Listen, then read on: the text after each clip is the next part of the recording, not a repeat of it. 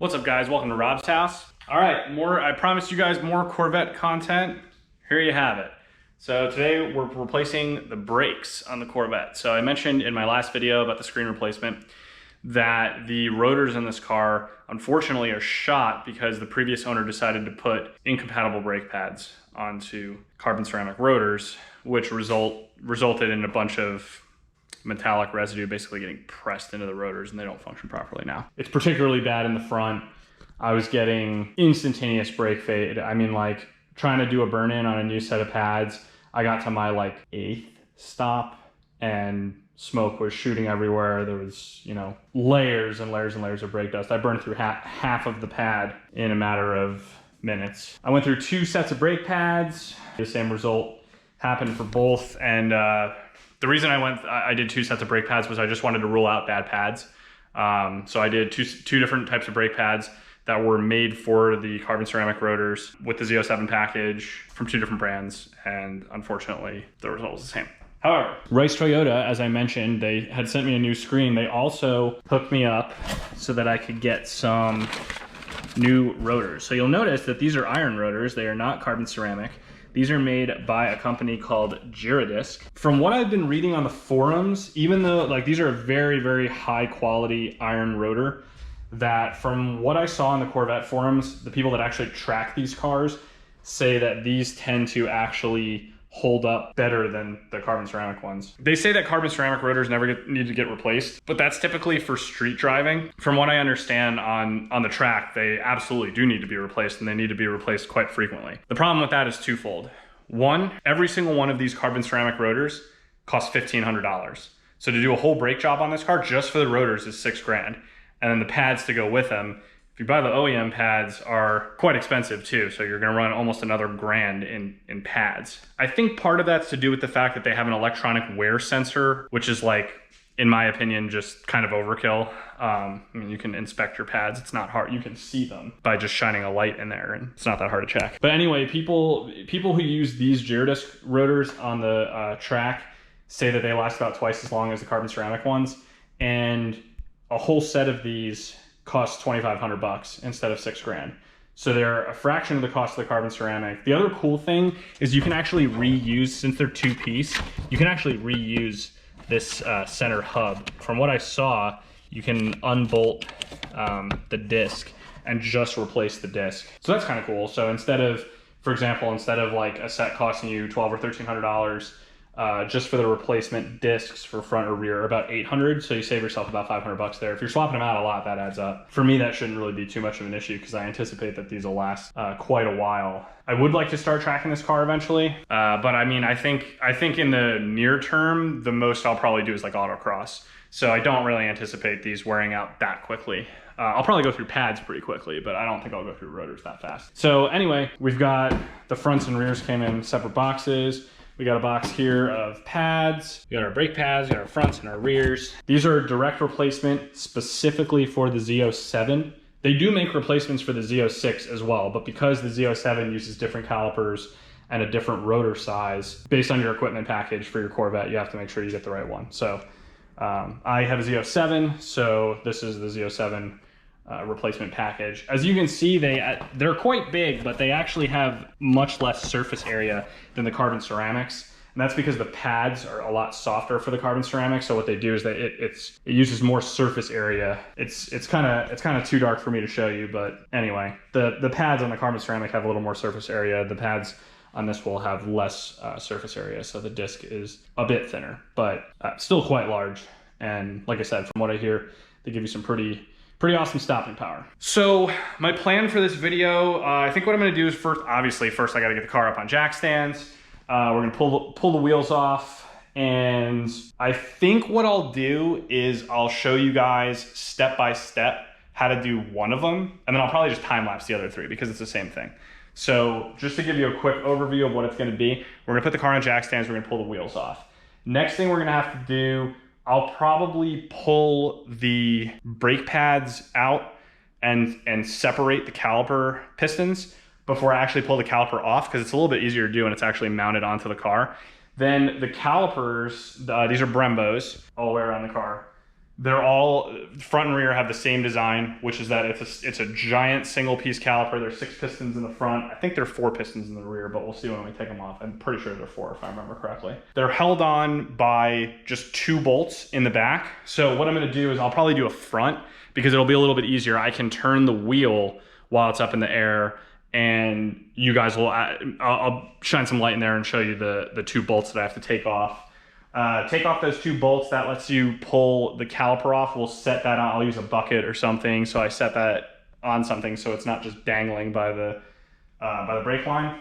And then the rotor actually in this car has a little bolt actually that just sort of holds it on, make sure that it's like flat before you put the wheel on. It's not held on by the, it's not entirely held on by the lug nuts. It does have a small bolt that you put on first. So we'll take that off. That'll let us pull the rotor off.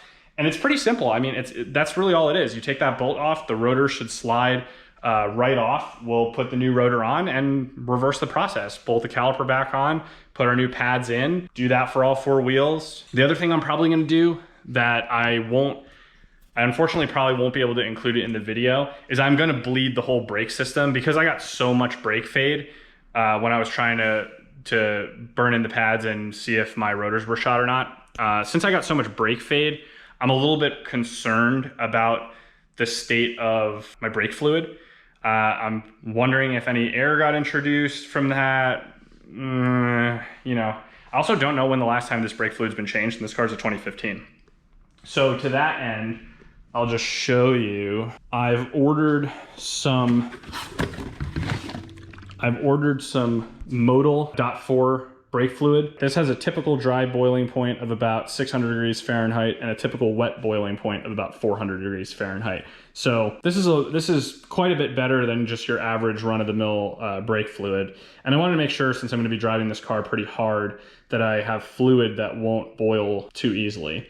So this is what we're going to bleed the system with. I don't know if I'm going to be able to include that in this video, but the procedure for that's pretty simple. You basically open up your brake fluid reservoir, syringe out all your fluid, fill it up with this, and then you go through a brake bleeder process on every single caliper, which basically just consists of someone holding the brake pedal down while someone else cracks the caliper open, lets some fluid comes out until the brake pedal basically gets to the floor, at which point you close the caliper up. That's pretty tedious. So fortunately, my friend Mark actually has a bleeding machine, which is, it's like a vacuum pump basically, where you connect it to your brake fluid reservoir and it creates a vacuum. You can dump all your fluid into this machine and you can just go and crack each caliper and the fluid will just come out. It'll just keep pumping fluid in and it makes sure that there's no air that gets introduced into the system. So it's just a lot faster than doing it manually. So I'm not sure, I don't think I'll include that in the video. We'll see. But at any rate, that would be the only thing that I wouldn't include. But I'm gonna show you how to swap. Like I said, I'm gonna show you how to remove the pads. I'm gonna show you how to remove the calipers, remove the rotors, put new rotors on, reinstall our calipers, torque them back to spec, and install new pads. I'll show you how to do all of that. So let me get the car on jack stands and we'll get started. All right, guys, I got in the groove and I realized I was completely neglecting filming. So, all right, I started taking stuff apart. So I took the wheel off on my front right-hand side, turn the wheel so that I could get to the back of this caliper easier. So this is typically what your brake setup looks like with these particular calipers. I have one of the pads out. I don't know if you can really see it in there, but it's a 6-piston caliper, so there's 3 pistons on each side, and basically you need to push them out. So what I usually do, because I don't want to damage the rotor, is I'll pull the pad out, I'll take a used pad. So this pad is one of the ones that I melted through pretty quickly. And you see it doesn't have very much, I mean, it still has some stuff on it, but it's, you know, you figure a new pad will pretty much fill this entire gap. So I just put that in there. There's plenty of play in here. See? And then what I can do is I can, you know, put a screwdriver or use a caliper separation tool, put it in there and push the pistons out so that I can fit new pads in. And these rotors are shot and they're gonna get taken off and thrown out. So worst case, if I clank something against them, it's not a big deal. We have one large bolt here, this huge bolt, and we have another huge bolt right here. Now, both of those bolts, that's what holds the caliper on. We are not going to remove the bolt that holds the brake line on. We don't need to remove that. What we're gonna do is just take those two big bolts off. That will allow us to pull the caliper off completely. It's all one piece. I will put something like a box or something in here so I can lay the caliper down on it so I don't screw up the brake line at all. And then we can work on the rotor. Now to get the rotor off, it's pretty simple. Once we have the caliper off, there's one single bolt here. It's a Torx T30. It's not torqued down that much. It's torqued on to, it's in inch pounds. It's somewhere between 8 and 9 pound-feet was the conversion. So, you know, all that to say, this is just to seat the rotor. So we're going to just remove that bolt and then we can pull the entire rotor off and put the new rotor on. So that, and it's really a simple procedure, right? We're gonna pull the caliper off, we're gonna pull this bolt off, we're gonna pull the rotor off, then we're just gonna do everything in reverse. We're just gonna slide a new rotor on here. We're gonna make sure that this extra hole lines up here for this bolt, right? Torque that to spec. We'll put the caliper back on. We actually have to torque this quite a bit. The bolts behind that, I think it's 162 pound-feet. So I'm gonna have to break out my big torque wrench for the fronts. The rears are 89 pound-feet. They're not quite as bad, but the fronts, you have to torque them on quite a bit. I'll probably clean this up because this has crap all over it from melting through pads. Then we can put the new pads in. To install new pads, it's pretty simple. We're basically just gonna slide the pads in, kind of like you see this one here, but it'll be thicker. We slide the pad in, slide the pad on the other side in. There's a retaining bolt that goes through the middle here. It looks like this. Okay, so this is gonna go through here, through the other side, and there is a retaining bolt. Then we're gonna install the lower pins. So these pins are both the same. You basically just, the way you remove them is the reverse order of this, but you basically just slide these through. So these brake pads have holes in them, so you slide the pins through, right? And it comes through the hole over here on the outside of the caliper. And at this point, there's resistance. You'll see that it's kind of sticking out. You literally just take a ball peen and just tap it into place. So you just tap it until it won't go anymore. The way you remove it is you just take a punch. So the way that I got these out was I just took a punch and I lined it up and I hit the punch with a hammer and it just kind of kicks that right out, no problem. It'll slide right out. So we'll put the bottom one on first, right?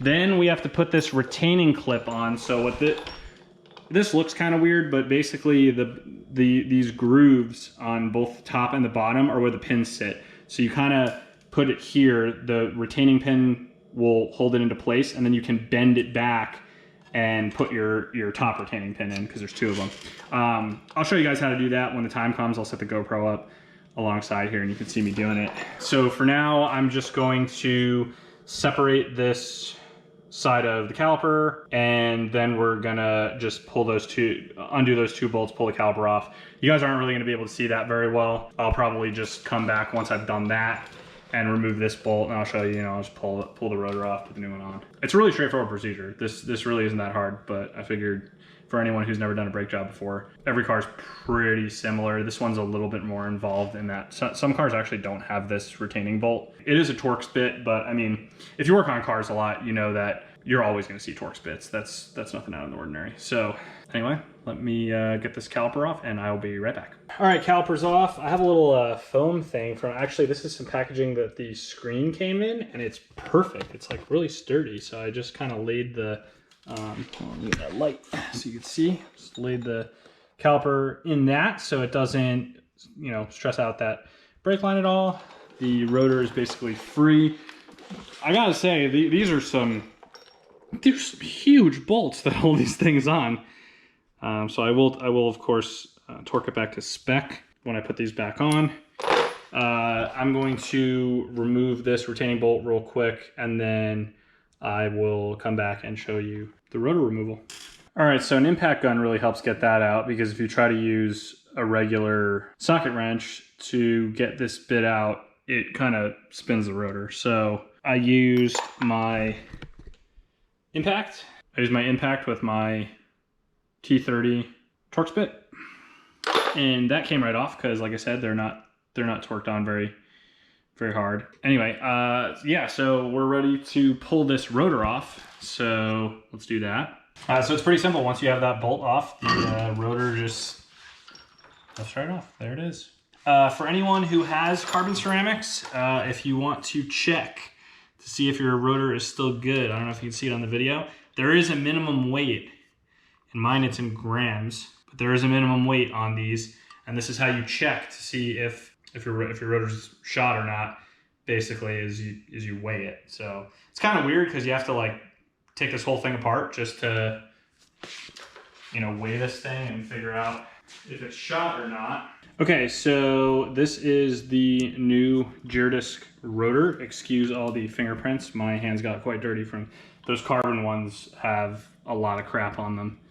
I kind of got it kind of all over myself. But these are the new rotors. So I put the bolt here to kind of hold it in place. I just got to torque that now, and then we'll just reverse the process. So we'll reinstall a caliper, put some new pads on, and we'll move over to the other side. I think what I'll do, like I said, is I'll time lapse the other front. Maybe I won't do all three. I'll just time lapse one of them, and I'll show you the finished product. So let me torque that bolt down, get this caliper back on, and I'll show you the brake pad installation procedure. All right, our caliper is back on. We're just about done. I have the Girodisc pads here, so notice that they have wear indicators. Carbon ceramic compatible pads will not have these because metal on carbon, not good. But these are iron, so now we're back to a traditional pad. So the way that these are going to go in to our brake system is we're just going to literally slide them in on each side. I am going to put a little bit of anti-seize. I always put a little bit of anti-seize on the top and bottom of my pads, just so that when they're sliding around, they don't seize up. So I will do that right now and hopefully do it in a way that you guys can see. Okay, so I'm going to just take a little bit of anti-seize. We don't need a lot, just a little bit. I'm just going to coat the top here. I wasn't so clumsy. Top and the bottom. I'm putting very, very little on. I just don't want it to seize up on me. So we'll slide these pads back in.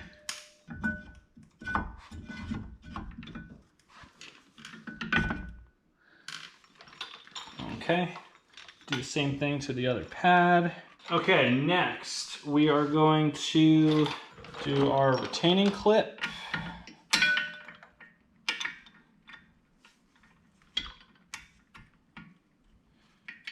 Right, so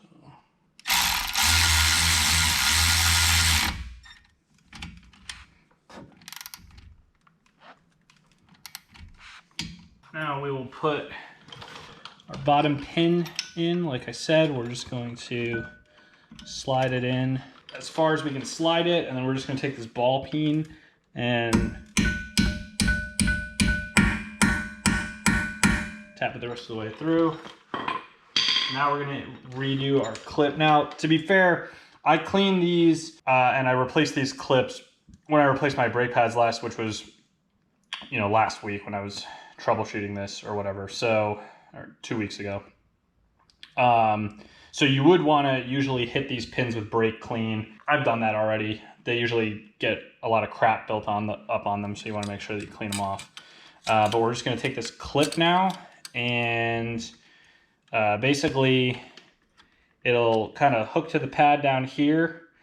These two tabs will push our brake pads to keep them in place. So this is how they stay firm. We have the pin holding it back, this kind of pushing it the opposite way. So, and then we're going to hold this top part back while we insert our top pin. So that is going to slide right in, hopefully. Yep, there we go. All right, so as you can see, everything is in place. This clip is directional, so the side, make sure if you have a brake system like this, when you take this clip off, that you orientate it the same way when you put it back on. Now I'm just gonna do the same thing to this top pin. Tap it right into place and we're done. That's all there is to it. So we can see now, we can see the pins poking through. We tap them on this side nice and flush, and we're good to go. Now, remember, when you do this, right, you're separating the pistons on your calipers. So once you do all four sides of the car, even if you should flush your brake fluid, but regardless, you need to pump your brakes several times until your brake pedal gets hard. Do it when the car's off so you can feel it. Just get in the car after you're all done. You've done all four wheels. Particularly, it's just even if you're just doing brake pads, if you separate the pistons in these calipers and you hit and you just start driving, you're going to hit the brake pedal and nothing's going to happen. So because those pistons, you've separated them all the way out, and you need to pump the brake pedal to get them back into place, pressing against your pads. If you've never done a brake job before, remember to pump the brakes when you're all done. Like I said, I'll obviously do that, but I'm also probably gonna flush my fluid another day just to have a totally redone brake system in this car. But anyways, that's what that looks like on one wheel. I'm gonna give you guys a time lapse of my other front wheel, and then I'll show you the finished product. I'll probably just do the rears and show you the finished product. Another thing to note when you're doing this, make sure that your parking brake is disengaged. Otherwise, you will not be able to get your rear rotors off. I already have my parking brake disengaged. The car's on jack stands all the way around, so even the rear is off the ground. I just have the jack here, just giving it some extra support. There are 4 jack stands underneath the car in the appropriate locations. So yeah, that's just another thing to be aware of. Make sure your parking brake is disengaged. It's fine. In this case, I have a manual transmission car. I do have the car in gear. That's totally fine, but like I said, make sure you have the parking brake disengaged because that affects the braking system. So that's pretty much it. Let's go to the other side. I'll give you guys a time lapse, then I'll show you the finished product. I can't wait to leave this town, cause lately I've been feeling down. The cold nights just don't feel the same. Back my life inside a car, hit the button, drive real far. Put that record on me like,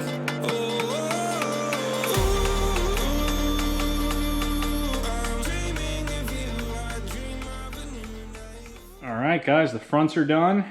That's the finished product on this side. Again, sorry for all the dirty fingerprints, but it's just from me touching it with my gross hands. Put this wheel back on, and don't worry, that's not a hole. It's just some gunk or whatever. Put that back on. I'll do the rears, and I'll show you guys the finished product. All right, guys, I got a stack of old brake pads here, but we're all done. Check them out. My wheels are really dirty, obviously, but kind of comes with the territory. So it's the driver's side. Now if we go over to the passenger side, we got 1, and we got 2. Just got to clean the garage up now. I'm gonna torque all these wheels to spec. Like I said, I'm probably gonna bleed the brakes another day, but for now, I just pumped them a whole bunch until they were stiff. That's it. So anyway, I hope this video was helpful, useful. If you have a C7 Corvette, this is how you do your brakes. If you have any other car, it's probably pretty similar, honestly. The way your caliper is designed or the way it's removed might be a little bit different, but it's really not going to vary that much from what you saw here. Some calipers do have like a 2-piece setup where the back part kind of comes off, and you would use a piston expansion tool, basically. That would look a little different than a traditional spreader, but if you have Brembos, they look like this. Yeah, I'm excited. Should have the car back on the road in no time. Like I said, I just want to bleed the brake system. The Corsa exhaust is supposed to be here in 2 days, so hopefully I will have that installed later this week. We'll do another video on that. So by the weekend, she should be rocking. So I'm pretty excited and I'm pretty tired now because it's past midnight, so I'm gonna go to bed because I gotta work in the morning. So anyway, I hope this was helpful. I'll see you guys next time.